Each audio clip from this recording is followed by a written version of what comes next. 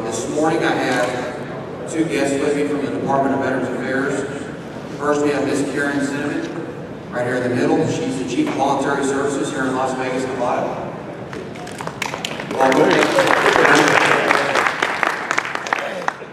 And I also have Mr. David Riley. He's the Director of the Veterans Transportation Program for VA. Thank you, David, for coming this morning. I'm John Kleindienst. I'm the Acting National Director of Voluntary Services at DAV. Thank you for getting up this morning and joining us.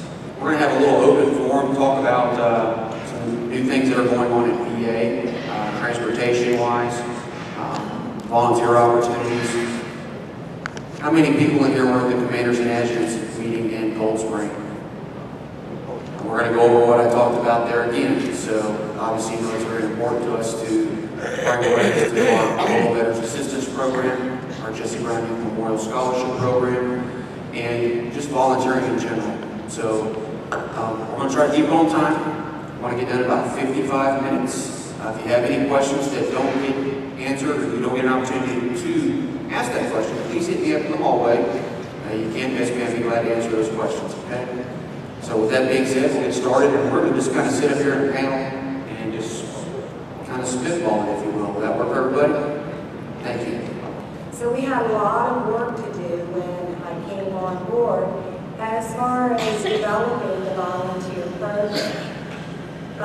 When I came here, it was because of that challenge and that opportunity. Those opportunities don't come around every day. And we've done a lot at VA Las Vegas that I think is not only innovative but exciting. We have worked on developing a volunteer program that started out when I got there at 500 volunteers. We're now over 1,000, working on coming up to 1,200 volunteers. We utilize a program where we institute lead volunteers in the setting so that we're able to manage over a widespread area because we do have 4 outpatient clinics. A lot of these things you're going to be seeing more and more of in your own health systems in the coming months and years as we try to expand services for our veterans. I don't know if any of you had the opportunity to read the Las Vegas Review-Journal this morning. Probably not, and that's okay. It's not necessarily the greatest newspaper in the world, but one of the things they were talking about was a program that they're doing, a volunteer program at our University Medical Center, which I think is the wave of the future in order to help improve access for veterans. And that is utilizing pre-med students in programs to help veterans, or in this case, patients, and their families access services that they might not otherwise know about. So they utilize pre-med students in the emergency department to help bring comfort and care to the patients, but they also have these pre-med students researching different programs and services that are out there for the patients, and I think you're going to be seeing a lot more of that in VA as time goes by.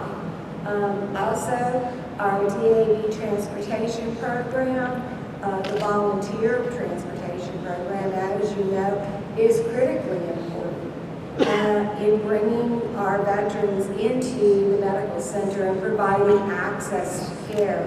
So I think that you're going to see a lot of expansion in that program.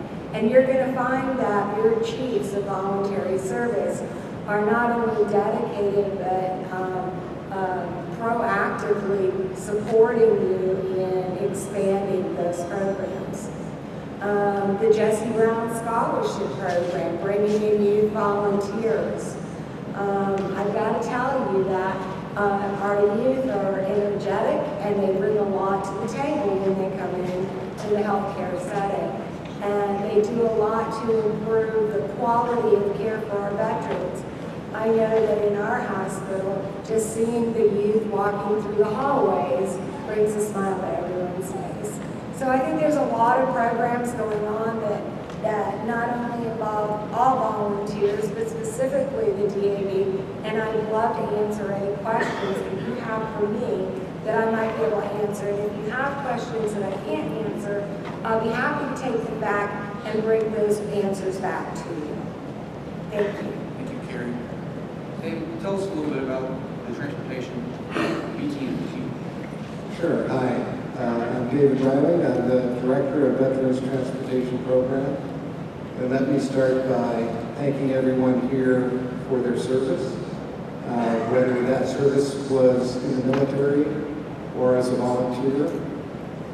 I was having just a conversation before this meeting started, and it was with a beautiful person who was a volunteer, and we were sort of talking about the impact of volunteerism on the VA.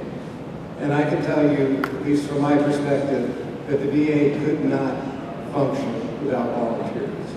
What you do is so important, and not just because it helps the VA get the job done, but it's important because veterans see that people care. You know, they actually see, everyone is willing to say, oh, I care about veterans. But as this person said, translating that care into action, that's where it's at. And if you think veterans don't see that, then certainly you're misguided. They definitely see it. They definitely know that there's people out there willing to spend their own time to help them. So thank you for doing that. That's a big deal. As far as VTS goes, many of you are familiar with Veterans Transportation Service. We started, 2010, and it's been a windy road. Thank you for everyone who's made the effort to work with us. And as I said to a couple people earlier, that's where it's at. VTN and VTS need to be complementary and work together in order to bring veterans to care. Because that's what it's about. It's about access to care. And we share that mission. So cooperation between the programs is so important. We're working very hard to make that happen. We have an information letter that will be signed by the Deputy Undersecretary. We're hoping that that'll come out. We've been working on it for a long time. We're going to use that to clarify some of the overlapping areas between VTN and VTS. Meanwhile, we send a strong message to the VTS National Program. We send that message as often as we can to the sites, how important it is to make VTN a partner, not a competitor. That's that is the message, and when that's not happening, you should let us know. You can tell John or tell me, and we'll look at it and work on it. I think it's communication that's the key to making that successful. What VTS has brought beyond just resources for vehicles and staff is an approach called mobility management. That's a concept that we borrowed from the Department of Transportation. Early on, we started working with them on some projects. And this is sort of an approach where an individual becomes trained in transportation resources and the management of it. The VTN is a very big part of that. So as a VA mobility manager looks at a veteran requesting a ride, they need to identify, is this an ambulatory veteran? If it is there a VTN ride that will meet the needs of this veteran? That's the first step, always, because there is absolutely no better resource for a veteran than VTN. Now, if there's a veteran that has some additional needs, they're in a wheelchair, they have some disability that requires a special transportation, VTS needs to be there to provide that. And of course, when there's a ride scheduled in either program, it's best to add as many people to that single ride as possible. It really is a matter of trying to use the resources we have to get the most veterans to care that we can. So that's the approach that's taken, and that's what we support. We've been working very closely with the Office of Rural Health over the last year or so. Rural transportation is a huge issue. Many volunteers drive 6 or 8 hours on a route to get a couple veterans into a doctor's appointment or medical care. It's just such a difficult problem. We're quite aware of that. It's a special opportunity for us to work with VTN and VTS together to try to get those veterans who are a long distance from care into the care they need. We're anticipating there'll be a significant impact on that with the new legislation that passed and was signed by President Obama. Veterans who are more than 40 miles from care will have an option. We hope that that won't stop veterans who have existing relationships with VA staff, who have been maybe seeing a doctor for years, from continuing to come in and see the VA clinician. The doctor's care is so important. The follow-up is crucial. We need to make those resources available so the veterans can continue working with the clinicians they have been, because that's how they'll get the best care. Still, it's very good news for a lot of veterans to have that option. We'll see how that impacts the VTS and VTN programs, but I certainly do not think it will reduce the need for transportation. I think a lot of veterans will choose to come to the VA if they can get an appointment within a reasonable time. But again, we'll wait and see how that plays out. We're hoping that those funds that are used to hire additional clinicians make it much easier to get an appointment and make those a shorter wait. We're also hoping that that will allow for physicals to occur more quickly. We do too. Because actually, that's always a limiting factor, is getting that appointment with a doctor to get a physical, and the doctor's hours should be more available. So the anticipation is that'll cut down on the time. Anyway, I know, John, you have a lot to go over still, and I am prepared to answer questions later, but maybe I'll just cut it off there. Thank you for that. Thank you, David. Each and every year, you, the DAV Auxiliary, do tremendous community service by volunteering, and I want to personally thank each and every one of you for what you do in the communities, your chapters, states. You go unrecognized, and you should be recognized every day for what you're doing, so I thank you for what you're doing out there. Voluntary services is the cornerstone of DAV's mission. We want to empower veterans to lead high-quality lives. Each of you know that. Some of these programs that we have in our Voluntary Services Department are a Local Veterans Assistance Program, BGS, the Transportation Network Program, which everybody's familiar with. Did everybody get to see the new vehicle in the Convention Center? Like that, don't you? Thank you. Jesse Brown Youth Memorial Scholarship, our Celebrity Entertainment Program, and our National Disabled Veterans Winter Sports Clinic. The Local Veterans Assistance Program is a program in which it's highly underutilized. I think a lot of you do things every day and don't realize you can report that. I'm really pleading with you to consider what you're doing every day and report those LVAP opportunities. LVAP opportunities are as easy as helping a fellow veteran mow their yard if they can't do it. I can't put a price tag on what you're doing, but I can credit those hours, and it's important that we raise those hours. I mean, we're even trying to, for the second year, we recognize the states who led LVAP opportunities. So there's a chance there for you to be recognized here on the national level. Helping somebody go get groceries, doing the Forget-Me-Not drives, assisting at the DAV air shows, 5K, if you have a 5K coming to your area. Those are all LVAP opportunities. How many of you have participated in a homeless stand-down? That's an LVAP opportunity. I thank you for that. Those are things that we forget about. So just keep that in mind when you're doing something in your community. How do you log your hours?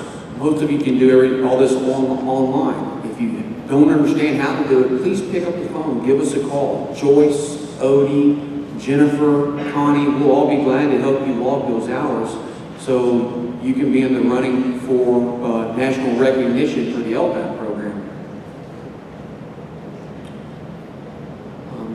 Statistics for right now, for 2014, we've had 1,405 volunteers donate 103,193 hours. Last year, we had 2,882 volunteers donate 493,120 hours. So as you can see, I mean, our numbers have dropped drastically. I don't know what happened, if it's something that we're just forgetting to do. So tell me some of the ways when you're out and about that what you're doing is an LVAP opportunity, so I can figure out if there's a breakdown somewhere. I would appreciate it. This year's recipients are Division I Virginia with 176,248 hours. That's phenomenal, Virginia, way to go. Florida, 73,540 hours. That's great. Way to go, Florida. Minnesota with 58,081 hours. North Carolina, 28,533 hours. In Missouri, 25,308 hours. My hat's off to each of you for what you're doing with the Local Veterans Assistance Program. Sir. Let me write that down. Sir. Yes. I'm from Ohio, and we know we have a lot of LV going on. We're not doing a very good job of reporting it. Starting this year, we started giving out $300 and $500 grants to our chapters just for LV. But we're really anticipating adding an officer at the department level. I guess I'd like to know what the lead departments are in the reporting are doing different from the rest of us, because I know our hours are being missed. And I've got my district commanders this year from Ohio going out this fall specifically to do a survey, but we know we're missing an awful lot. And I want to know what others are doing to pick up all these hours. I would encourage you to find somebody from the Department of Virginia or somebody from the Department of California to talk about LVAP opportunities and what they're doing in their communities. I think that'd be a good starting point for you. We have brochures that a lot of people are not aware of. It was brought to my attention that individuals didn't know that we had these brochures. So I have an order form. If you'd like to get it, I can make copies and you can take it back with you to pass this along to your HFCs, your voluntary drivers, share them with your department line officers, chapter officers, so they can be aware of these programs that are out there. Yes, ma'am. Yes, I'm Sandra Stoddard, California, Chapter 48, Santa Rosa.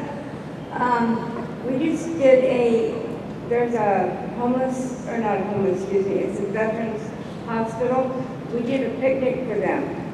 So all of our staff that went there, those hours I can count as these hours? Yes, ma'am. If you do not receive a penny for what you're doing and you're volunteering to assist veterans, that could be classified as an LVAP opportunity. So for each person that I sent out to just collect their hours, how do I send that into nationals? You call our office, like I said, talk to Odie, Connie, Jennifer, or Joyce, and we'll log those hours for you. Also reach out to your department leadership there. They'll know how to report those hours. Kirk Johnson over here, he can take care of that for you. You know Kirk? No. Kirk, would you? There you go. I'll look up for you. For the hour to the department, we take care of it. Yep. Thank you. Excuse me, in addition, if you're doing that picnic for the hospitalized veterans, Yes. don't forget to be working with your chief of voluntary service, because those hours also count as occasional hours for DAV. Okay? Thank you, Karen. VA Voluntary Service Program. In 2013, nearly 5,000 volunteers contributed nearly 1.5 million hours of service to veterans at VA medical centers. That volunteer time has got a value of approximately $32 million, and I think that deserves a round of applause for each of you. In the first quarter of 2014, DAV has volunteered almost 2,400 volunteers, contributing to nearly 210,000 hours of service. That's great as well. Thank you. Our Transportation Network program, just little tidbits here. Obviously, you heard this in the opening session, but Ford is up to this year has donated 178 vehicles since 1996. We've donated over 2,700 vehicles to the Department of Veterans Affairs at a value that exceeds $57.6 million. It's closer to $60 million with 2014's figures in there. We're very proud of our transportation program, and I know the VA is very grateful to receive our vehicles when we donate them, and they're using them. So, how many volunteer drivers do I have in here this morning? Thank you for what you're doing.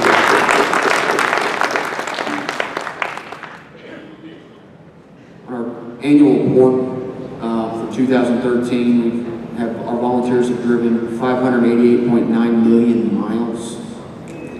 That equates to 83,000, just around 83,000 round trips across the United States from Maine to California. That's amazing.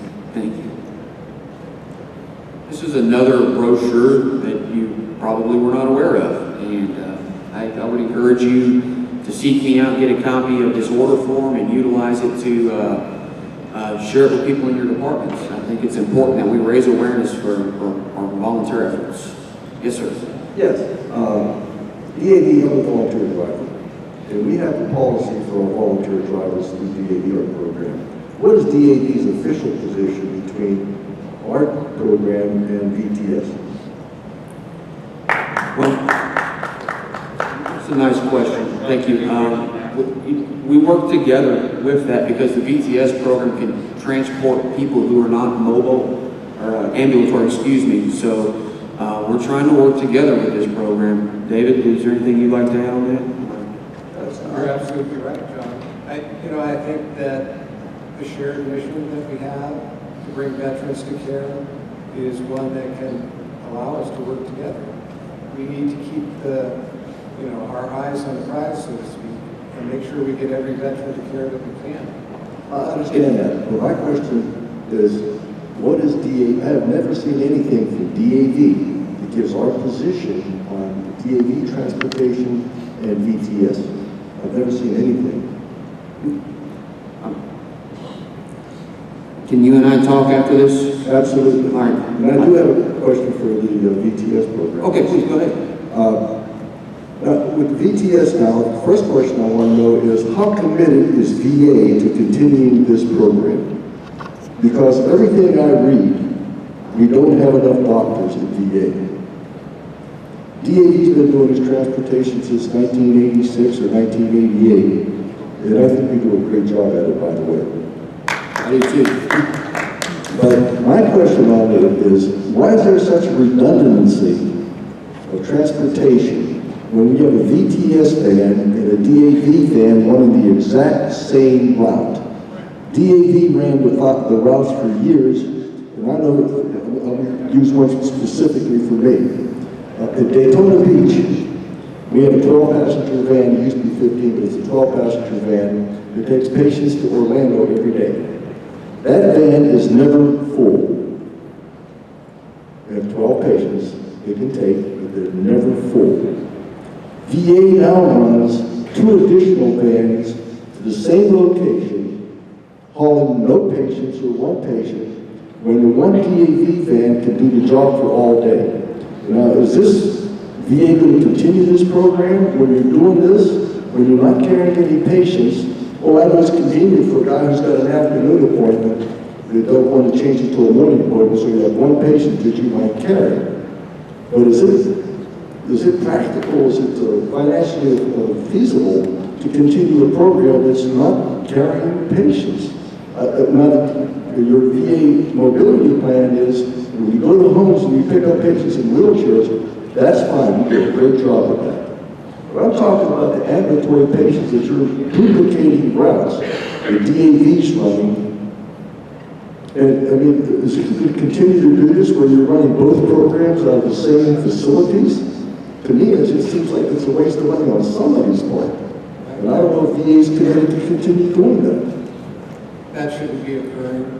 Sometimes when there's a shuttle service, that I can see how that might occur.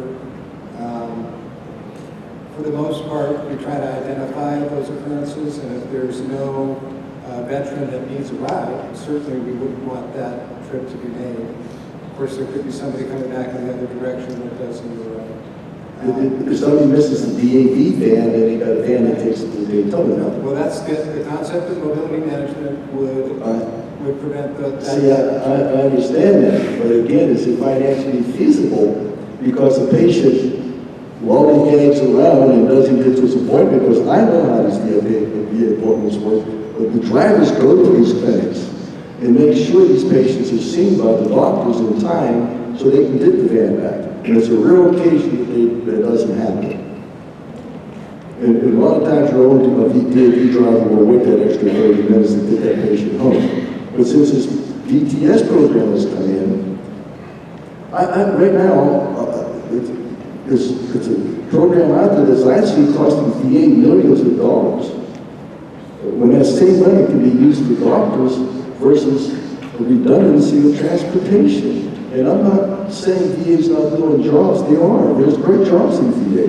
But I think right now in the transportation system, it's not working the way it looks good on paper, but if you start looking at numbers, they don't add up. I look at these numbers every month because I report the DAV hours it's national. And I see what patients are carrying on VTS van versus the DAV vans. And to me, I see a real problem with it. Well, come and get my card after, and then email me the specifics so I can look into that. Absolutely. Yeah, that would be a big help to me. Because if I see this as just in the Orlando area, I can see the same problem nationwide. Thank you. What? May I also add that the ideal behind the BGS program is to fill a gap that DAV is not able to fill. And you may be having some trouble in the Orlando area. This is why it is so important to keep the lines of communication open and to develop those partnerships. And I understand that in some areas, the VTS program has joined forces with VTN. They don't necessarily have to absorb VTN to work in partnership with them so that we can fill that gap and meet the needs of all of our veteran patients. Yes, sir. Ken Keel, State of Wisconsin Adjutant. The problem we've had in the past, when I was running the van program over here with VTS, was that they decided in Tacoma, Wisconsin, that they were going to use exclusively volunteers to run the VTS program. Now, I don't know why you're hiring 2 people to do that. I want one of those jobs where you sit around and do nothing and do it well. And I don't understand why this continues. So at one point we were asked to take their volunteer hours and put it with ours, and I told them politely no, that we weren't going to add those hours with the VTS program, the volunteers. So this has been an ongoing problem, ongoing issue. I addressed it last year, I addressed it the year before. I'm supposed to prepare a phone conference, and it still just hasn't changed.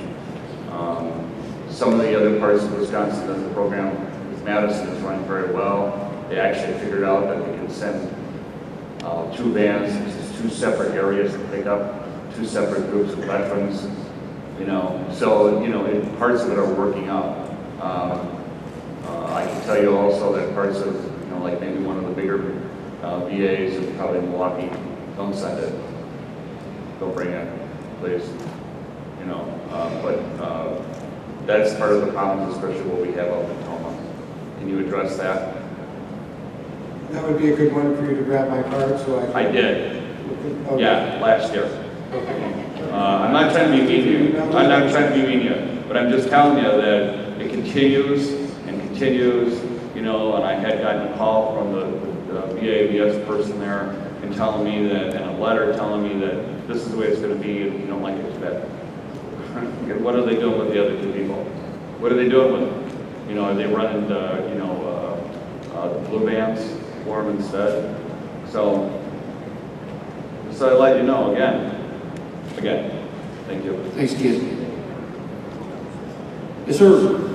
Hi, Jim Wright, Chapter 84, Illinois, Senior Vice Commander. I go to Heinz VA at least 4 days a week. And every day I go, I walk down the service organization hallway. And all the doors are open for AMVETS, VFW, Masonics, everybody, but the DAV. It's closed. I know our hospital service coordinator has some health issues, which is understandable. But as far as the representative and the deputy representative, there's never anybody there. And, you know, fortunately I don't need that service right now. But myself and other people I know would be willing to sit in the office for a few hours, you know, during the week. What's the process of volunteering to do that? So when people come to see the DAV at the hospital, there's actually a live body in there that can help them. What facility did you say that was? Heinz. First of all, to get in that position, you need to talk with the state commander, senior vice commander, line officers, and let them know you're interested in that position, express your concern to them. So I would encourage you to reach out to them, talk to them about that problem. I am aware of that particular issue. I've talked with the department adjutant, and we're working that out. Okay? Okay. Thank you. Thank you. Yes, sir. United States Marine Corps, I salute you all for being here. Thank you very much for the Department of Veteran Affairs. I'm one of the users of the van, of the DAV van, which is in our chapter. And we provide the dispatcher, who's a volunteer, as well as the volunteer drivers. But one thing that we have, and I'm sure this is nationwide, unless it's just our hospital that is involved with it, there are 2 cell phones being used in fulfilling the mission. One stays in the van. That cell phone expense is picked up by the Department of Veteran Affairs. The other cell phone that our dispatcher uses, at present, we have to raise funds as a chapter. And our average bill a year is close to $450 to $500. That is quite a bit of money at our level that we can do serve our veterans. My request is VA, Department of Veteran Affairs, should standardize this.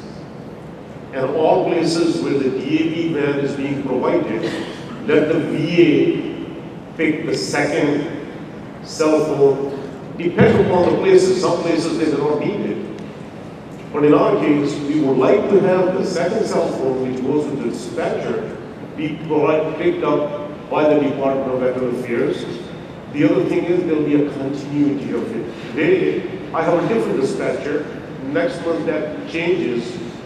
So there's a logistics involved from the chapter level. That's what I bring to you. Thank you very much. Thanks, Jamil. And I think that all comes down to relationships. I know that it is our honor to be able to provide those cell phones.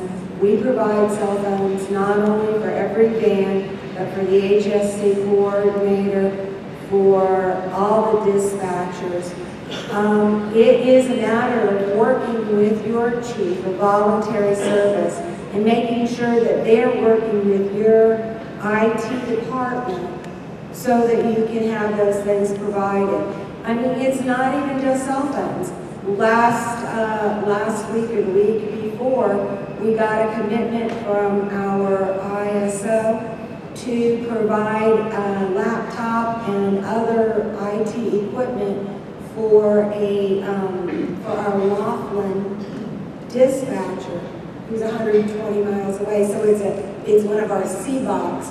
But in addition to providing the IT equipment for our HSC, they're also providing it for dispatchers that are out at our CBOCs. So it's about relationships. Work with your chief, a voluntary service, and ask them to work with the IT department. Ma'am, I'm a VTS rep as well as a volunteer.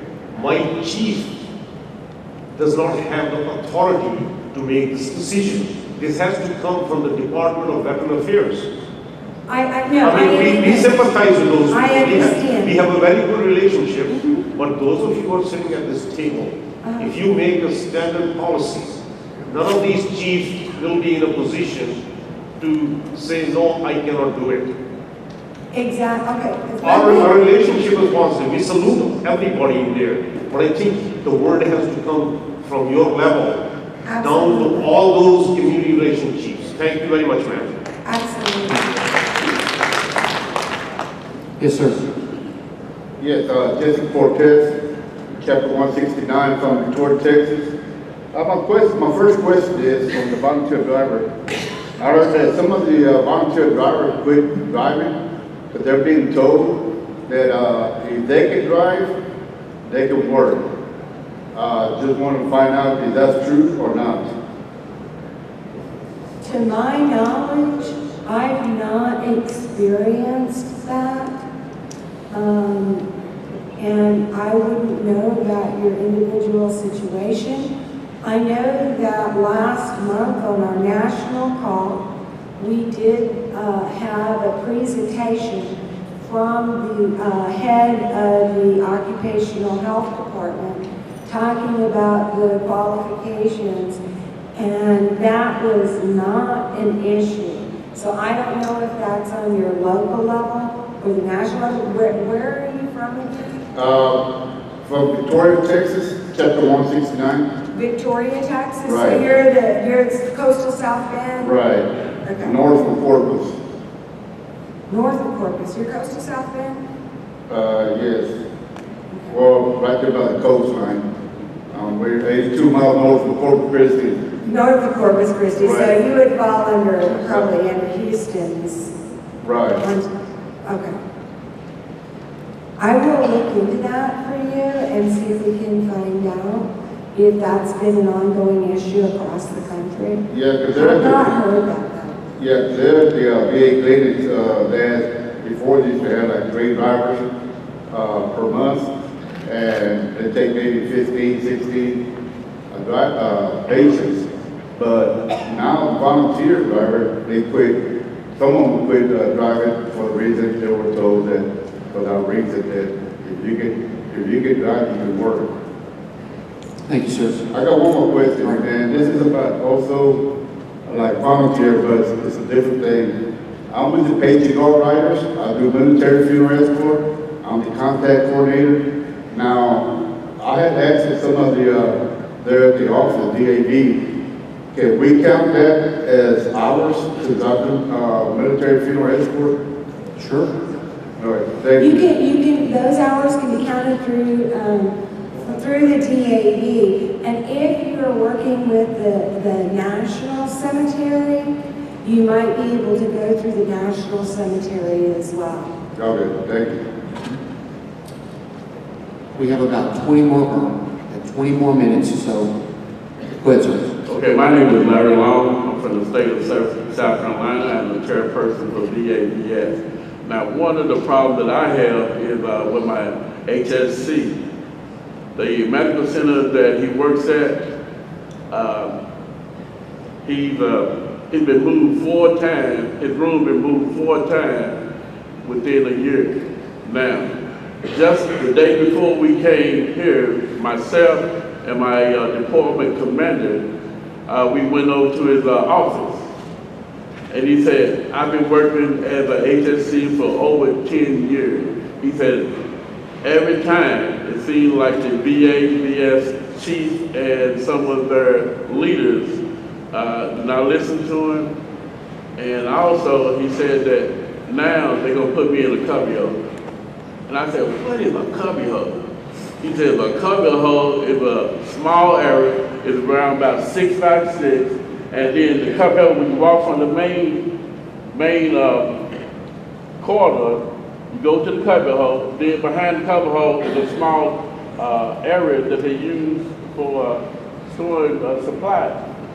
And so he took us over to see the little cubby hole, and it was a cubby hole. So what we did, we sat down and we sent an email to the director of the facility telling him that we need to see it. Because, matter of fact, it's only got room for a desk and a chair, and that's it. When he talks to his driver, he can't even talk to his driver. He don't have enough room to put up his shorts on the wall or nothing. And I told him, I said, soon, when I get to the national conference, I'm gonna bring it up. Now, I think that's important. Is there a policy that specifies how much room that a medical facility is supposed to give its HSC to do their job properly? Let me offer you an observation and a suggestion. There is a policy on space allocation for every position in VA. HSC, being a volunteer position, is not necessarily included in that. However, they are included under space allocations for voluntary service. We do have that space allocation policy on our SharePoint site. I would be more than happy to email that information to you and to your voluntary chief. That's number one. Number two, I've been in healthcare for 18 years. Got my first window when I moved to Las Vegas. I was really excited about that. But in healthcare, as staff people, we recognize that space is always allocated based primarily on patient need. So there is no way that we can expect that wherever we are is going to be a permanent location. People move so frequently to make space for patient programs and for inpatient units. So that happens on a regular basis. My suggestion to you is twofold. Number one, work with your chief of voluntary service to get your HSC space in voluntary service. That is, they should have an office space. Also, in Pittsburgh, we had developed what we call a Heroes Hall. This is an area where veterans who had been transported into the hospital could wait. There's a pool table, a kitchen, television, entertainment, medical person there in case somebody gets ill. In this area, you're able to bring all of your riders together so you can keep track of them. And we provided the HSC with an office close to the Heroes Hall so they could track and make sure that no veterans got left behind, forgotten. They could pin them down on where they were at within their appointments and everything. In Las Vegas, we didn't have a Heroes Hall. However, we did develop a space that was large enough so that the riders could gather near the HSC. And I think it makes a difference. So that's one suggestion I would give you. But if you would like to give me your chief's email address and your email address, I'll be happy to forward the space allocation policy to you. Thank you, sir. Thank you very much. We have 10 minutes, so, and I have one more thing I'd like to cover. Joe, please. Okay, real quick. Hopefully this will be helpful to my comrades. When it comes to acquiring volunteers, that is not a problem. Most of your media will run a free piece in the paper. They ran a story on Saturday indicating that we were so short of drivers that we were going to have to reduce our days of travel by 1 or 2 days a week, okay? It came out on Saturday. By Monday, Voluntary Services was telling me, call off the Wolves. They had over 30 volunteers, okay? The problem, however, lies what you touched on, and that's getting the physicals, okay? It's not a matter time for the doctors. It's a matter of the practicality, because the, health, occupational health will not even accept another VA's doctor's physical. We have it set up at our C-Box, being a frontier state in Montana, where the doctors are more than happy to do the driver's physicals. However, occupational health informed me they will not sign off on it until they scrutinize it. Okay? It's totally, impractical that another physician cannot do a simple task of evaluating whether or not somebody's, qualified. I agree with you. It is an arduous process, and believe me, if I ran occupational health, it'd be a lot different. Can I share a story with you quickly? Last month, in our Laughlin area, we were down. We had no dispatcher. We were down to 1 or 2 drivers, one of whom was on vacation. We ran an ad in the local paper down in Laughlin, which is 120 miles from Las Vegas. The response to the ad was overwhelming. We received a qualified list from our HSC of 8 or 9 potential candidates. The HSC brought those names to me. I had my staff personally contact each one of those persons, send out all of the materials they needed to fill out in order to get processed. I assigned another staff person to work with our HR department to block out enough time to fingerprint, photograph, and develop the ID badges for each of the volunteer driver prospects all in one day. And then we worked with our occupational health department, who, while they might have been resistant, we also went to our assistant director and explained the situation. And knowing how important access is, the pressure was on occupational health. They saw every one of those driver prospects in one day. So the driver prospects were brought up to Las Vegas. They were processed and oriented one day. They went through their physicals the next day.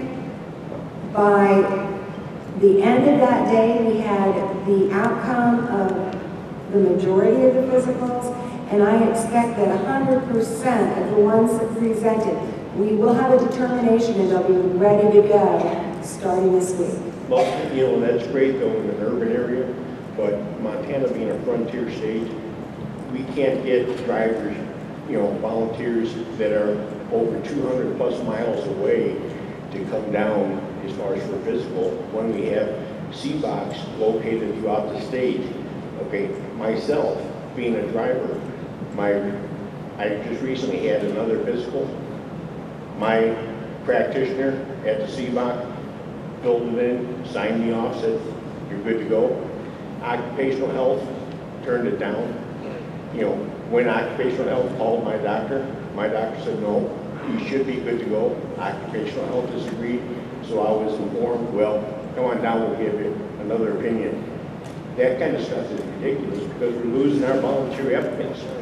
And that's what I'm saying. And I know that in Montana, your chief of voluntary service has an overwhelming challenge just like you.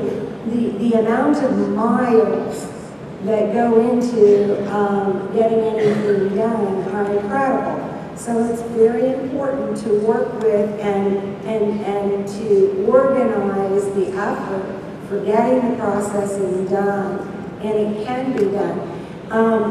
And your chief of voluntary service, while they have a lot of ground to cover, they're willing to work to come out to the CBOC if they need to do that for orienting. They can develop an online orientation program. They can work with occupational health for doing the updated physicals. But it's all about those relationships and coordinating it to make it work. Thank you, Karen. Last thing I'd like to talk about was the Jesse Brown Memorial Youth Scholarship Program. I'm really trying to raise awareness for this year. There's 170 plus VA facilities around the U.S. This last year we only had 30 applicants. I do have a brochure about this. I know I've talked a lot about these brochures. I would really encourage you to gather these brochures and share them with your HSCs or walk around the hospitals, your DEPs, your reps who see youth who may be volunteering their time to DAV, so we can get them eligible, get them an application in this process and get them a potential of a scholarship. So I plead to each of you to seek out this brochure. If you're interested in any of these brochures, you can contact our office at 859-441-7300 and ask for voluntary services. Or I do have a form here. I'd be glad to make a copy and give it to you so you can take it back with you. Can you give us that number again? Yes, sir. It's 859-441-7300. I want to thank you for coming out this morning. Our time is up. And if you'd like to come see me, I'd be glad to talk to you. Thank you.